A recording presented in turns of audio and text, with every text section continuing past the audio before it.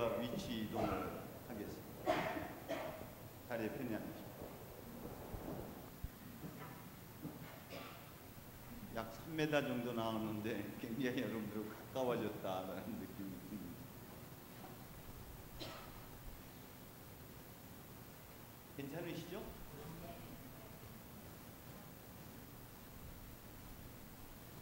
오늘 복음은 세례자 요한의 목 잘린 세례자 요한의 죽음에 대해서 말씀하고 있는데요. 실상은 예수님께서 본격적으로 활동하던 시기, 활동을 시작하게 된 때가 언제냐면은 세례 요한이 잡혔을 때, 그리고 감옥에 갇혔을 때 본격적으로 사역이 시작됩니다. 감옥에 갇혀 있는 세례 요한은 내가 기다려야 할 사람이 당신입니까? 아니면 내가 누군가를 더 기다려야 합니까? 라고 제자들 보내서 묻게 됩니다. 너희가 가서 본 대로 가서 전하여라.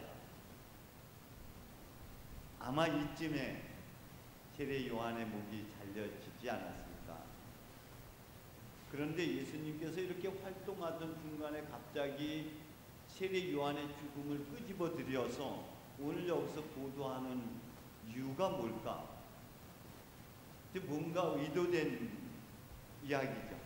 뭔가를 여러분들에게 암시하고 있고 뭔가의 다른 메시지를 담고 있기 때문에 지난번에 죽은 세례 요한을 끄집어 들여서 오늘 뭔가를 이 죽음을 통해서 우리에게 뭔가 메시지를 지금 남기고 있는 것이죠.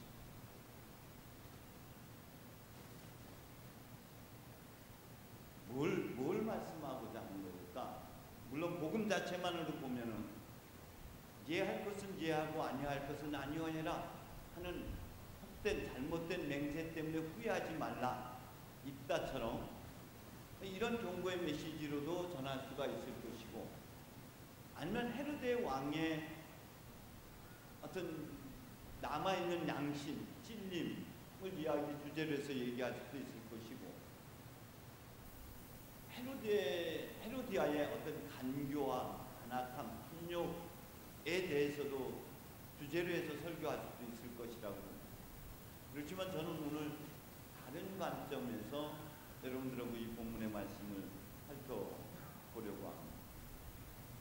마르코 복음은 샌드위치 판넬, 샌드위치로 이렇게 구성되어 있는 요소들이 참 많습니다.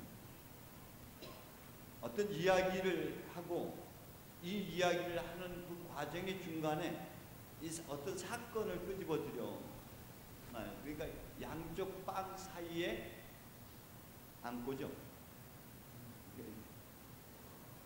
그게 지금 예수님의 죽음의 사건인데, 그럼 양쪽에 해당되는 게 그게 뭘까? 자, 요 이야기를 전하기 바로 직전에 어떤 사건이 일어나냐면은 예수님께서 제자들을 파송하시면서 악령을 제하는 권세와 능력을 주시고 제상 파송하십니다. 가서 악령들을 쫓아내고 그리고 병자들 치료해 주어라. 이들이 선포하는 과정, 그리고 끝나고 돌아올 때 이들의 명칭이 달라집니다. 마치 예수님께서 시몬에게 내가 날 사랑하느냐라고 물었는데 대답은 누가 했어요? 마음이 좀 맞아야지 나도 신바람이라는. 요한의 아들 시몬아 내가 나를 사랑하느냐라고 물었더니 대답을 누가 했습니까? 베드로가. 시몬에게 물었는데 대답은 베드로가. 뭔가 암시하고 있는 부분입니다. 실상 우리가 시몬에서 베드로가 되어지는 과정이 만만치 않은 시간입니다. 바울이 되어지기까지 18년이란 긴 시간이 지나게 됩니다. 야곱이 진정 이스라엘이 되는 건 창세기 32장에서 이름을 부여받지만 정작 이스라엘이 되어지기까지는, 이스라엘로 불려지기까지는 긴 시간이에요. 그러니까 동일하게 아브라함이 되고 사례가 되어지는 과정 또한 긴 여정이었어요. 제자들을 보냈고, 돌아온 사람은 제자들이 아니라 누가 돌아왔습니까? 누가 되나? 역시 노사경님만.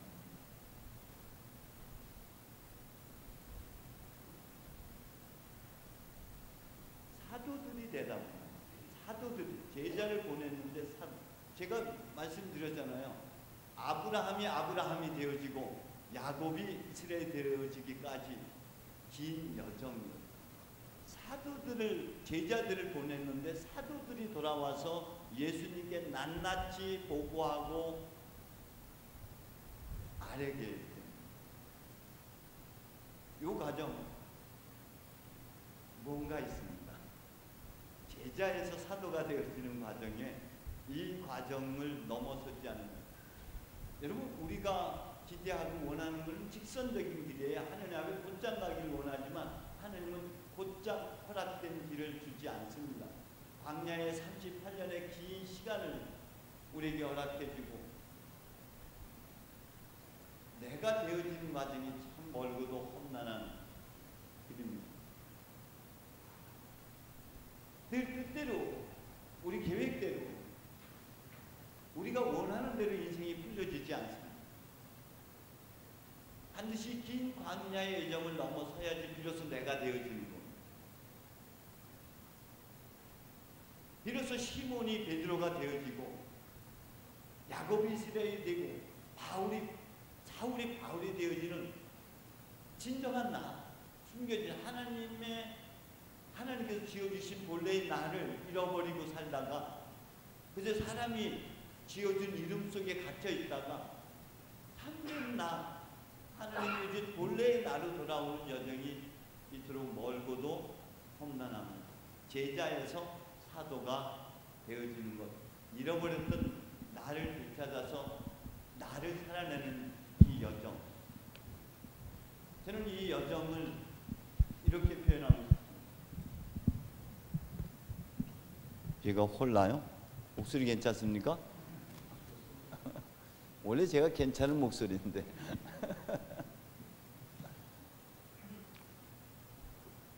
이렇게 우리 신앙의 여정을 좀 표현해 보면 어떨까 싶습니다.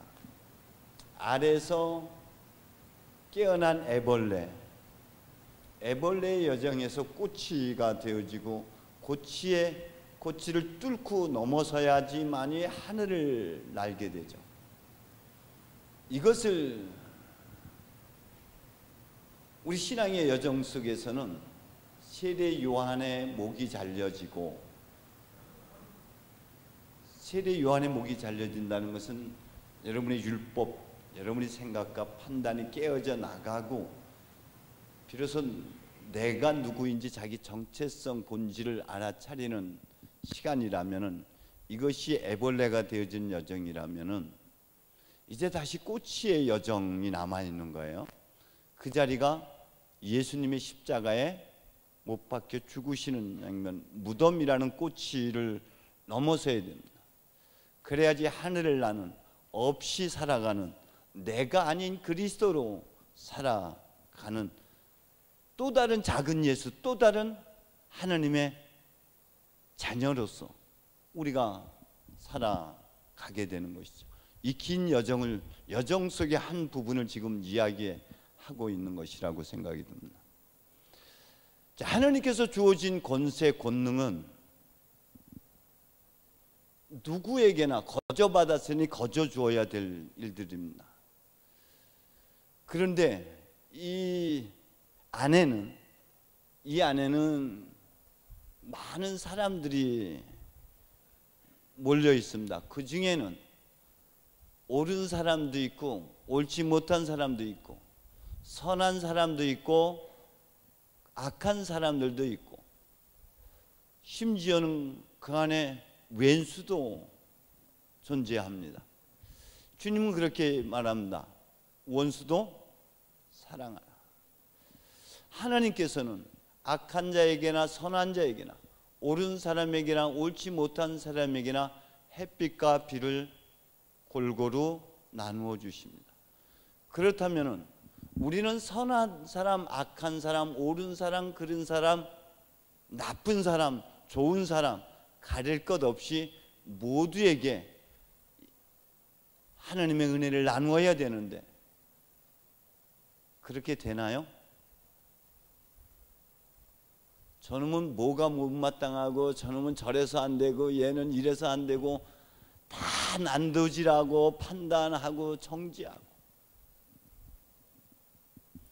다림줄이 여러분에게 놓여 있다면 여러분은 어떻게 될까요? 하나님의 다림줄이 여러분에게 놓인다면 우리는 모두가 다 하나님의 심판대 앞에 서야 될 사람이지 재판석에 앉을 사람들은 결코 아닙니다. 여러분, 주님께서 우리에게 이렇게 표현하고 있습니다.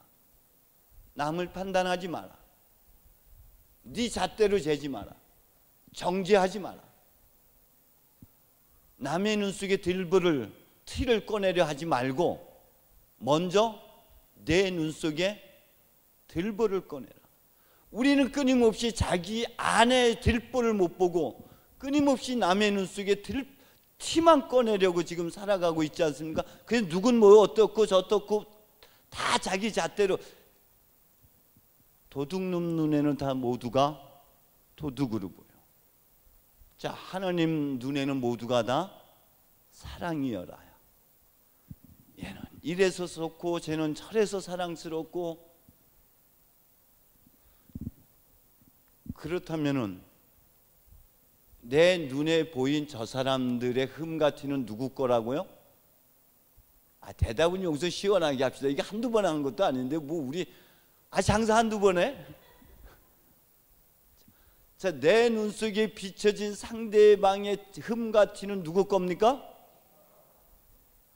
끝까지 대답 안 하는 분은 뭐야? 내 거 아니야? 여전히 그 사람 거예요? 그건 내 겁니다. 내가 도둑놈이기 때문에 다 도둑으로 보이는 거예요. 내가 부처라면 다 부처님으로 보일 텐데. 그래서 물론 그 사람의 흠가티도 없다고 말할 수는 없어요. 주님도 그것을 알고 계실 겁니다. 그 사람에게 분명 티는 있어요. 그러나 하나님께서 원하는 것은 그 티 작업이 먼저가 되는 것이 아니라 내 안에 들보 작업을 먼저 하라는 겁니다. 내 안에 들보를 먼저 끄집어내야 되는 것이죠. 내 안에 상처 덩어리, 내 안에 아직 상처받은 어린 아이들을 먼저 만나주고 치유하는 이 은혜가 먼저 있어야 되는 거예요. 그렇다면은 세례 요한의 죽음 혹은 세례 요한의 목 잘림이 가져다주는 암시하고 있는 손가락은 뭡니까? 자, 예수님께서는 율법을 넘어서서 존재하게 됩니다. 대표적으로 요셉이라고 하는 인물은 법대로 사는 사람, 율법대로 살아가는 사람이었습니다만 율법을 넘어섰습니다. 그는 율법대로라면은 조용히 율법을 넘어서서 조금 넘어서서 율법을 넘어서서 조용히 파혼하려고 마음먹었어요. 율법대로라면 어떻게 해야 되죠? 요한복음 8장으로 가면 간음한 여인을 데리고 들어오게 되죠.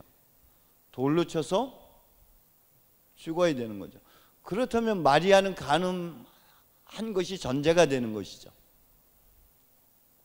그런데 주님께서 뭐라고 표현하십니까? 주의 천사가 내려와서 그렇게 마음 먹었을 때 요셉에게 그를 아내로 맞아들여라. 네 품 안으로 끌어안아라. 율법을 넘어서라.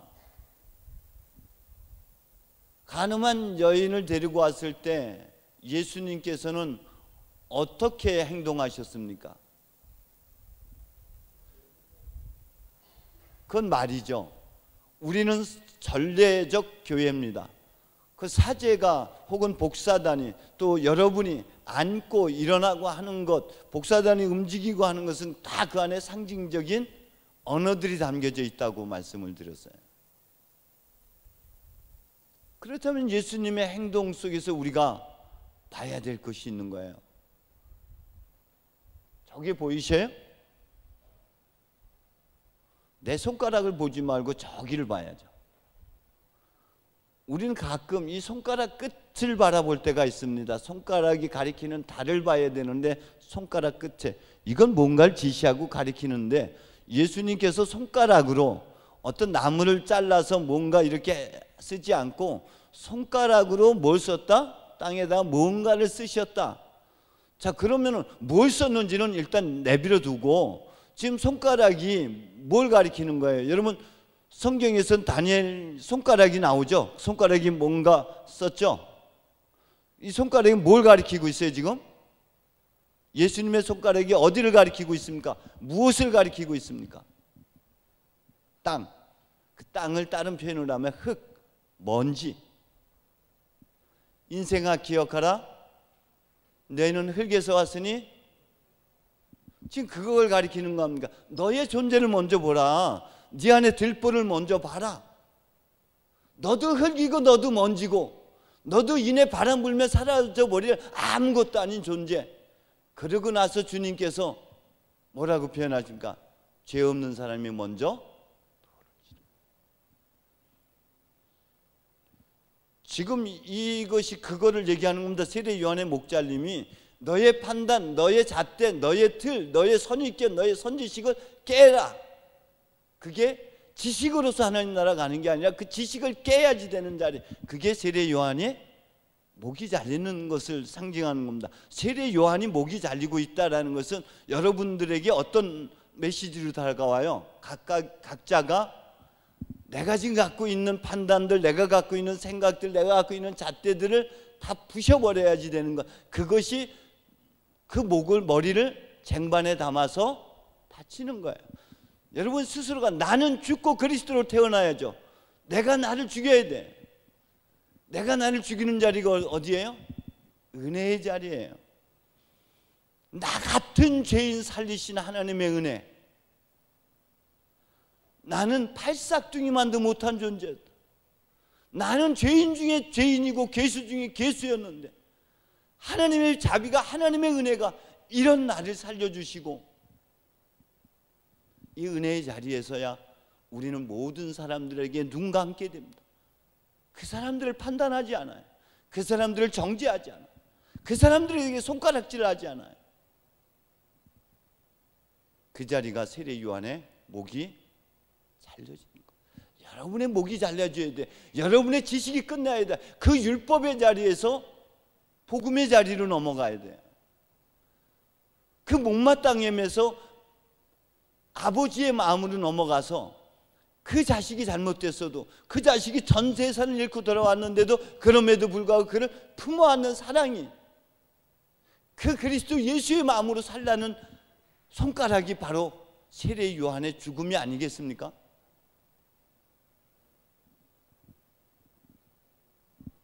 더 이상 머리로 살지 마라. 사랑은 가장 좋은 길이에요. 예수님께서는 제자들의 발 하나하나, 상처난 그 발 하나하나를 품어 안았어요. 그들을 싸매주고 그들을 치료해 주었습니다. 머리에서 가슴으로. 이게 잘려져야지 가슴으로 보고 가슴으로 살아요. 이게 우리가 가야 할 길입니다.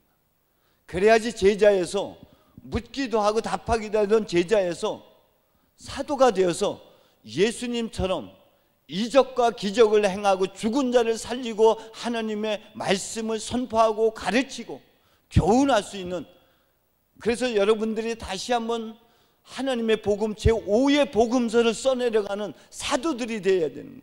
또 다른 예수가 되어서 사도행전의 길을 걸어가야 되는 거예요. 여러분은 그런 존재입니다. 여러분은 하나님께서 오래전에, 태어나기도 전에 선한 계획을 가지고 그리스도이신 예수를 통해서 하늘의 온갖 영적 축복을 내려주셔서 여러분에게 그 영적 축복 안에는 지혜와 총명과 명철함, 그리스도 예수 하나님의 거룩성, 하나님의 속성 안에 자비와 사랑, 내가 거룩하니 너희도 거룩하라, 내가 선하니 너희도 선해라, 내가 자비로운 것처럼 너희도 자비로하라. 아니, 이미 여러분은 빛이요, 여러분은 소금입니다. 그래서 잃어버렸던 하나님의 영광, 하나님의 은총을 되찾은 존재들이 이미 여러분들이에요. 이 은혜 속에 머물 때 많이 우리가 머리가 없이 가슴으로 살아가는, 뭉클한 가슴으로 살아가는 그런 참된 그리스도요, 기름 부은 자를 우리가 다시 살아낼 수가 있습니다. 기도합시다.